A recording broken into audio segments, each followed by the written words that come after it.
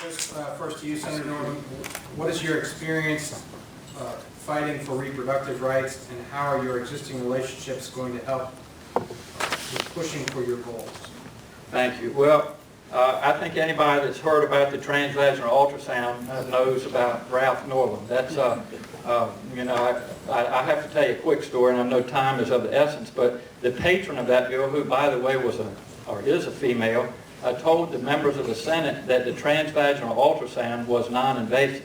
And so I said, well, I'm not a woman, but I am a doctor, and I think it's invasive. So I educated the Senate on that.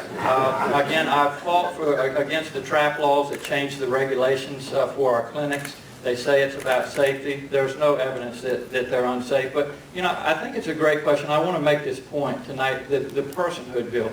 The personhood bill was one vote, believe it or not, from passing, it passed out of the House, from passing in the Senate and then being signed into law by the governor. Now, what would the personhood bill do? It would criminalize the majority of the forms of contraception that are used today by women, number one. The second thing is, and I teach pathophysiology, I teach neurology at Eastern Virginia Medical School.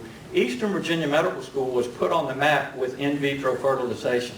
It would criminalize everything that they have done in the past and everything that they want to do in the future. Think of the thousands of families, not only at Eastern Virginia Medical School, but throughout this Commonwealth, who wouldn't be able to receive the help when they can conceive from in vitro fertilization. These bills have consequences. These elections have consequences. That's why we need to change these seats.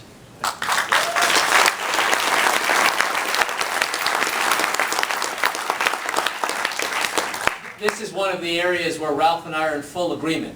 We both earned a 100% rating from Planned Parenthood and NARAL, and we all agree as Democrats that these are bedrock principles.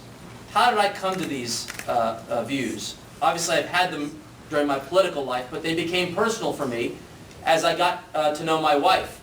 You know, in certain cultures, certain subjects aren't spoken of in the home, and conversations about sexual health and sexuality more generally aren't widely brought up, certainly not in our culture. And it was really important to my wife to have access to that kind of information when she went to college, in a clinic that was open and available to provide that kind of information. That is what is at stake in the decisions and actions that the legislature has taken. We've already seen the first women's health clinic shut down in the Hampton Roads area on account of these terrible regulations. But I'll give you one more angle on this issue that I think is an important one.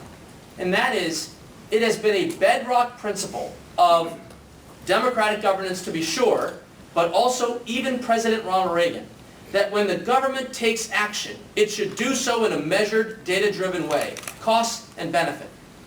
One of the most terrible things about the trap regulations is that the Republican Party threw out the window every piece of analysis. I went on the governor's website, and it said, and I quote, "There is insufficient evidence that these trap regulations have any benefits that exceed the cost." On the governor's own website it says this. This is bad government, not indicative of a Virginia that won best managed state. With a Democratic Party in office for governor, lieutenant governor, and attorney general, we will fix and solve this problem. Thank you.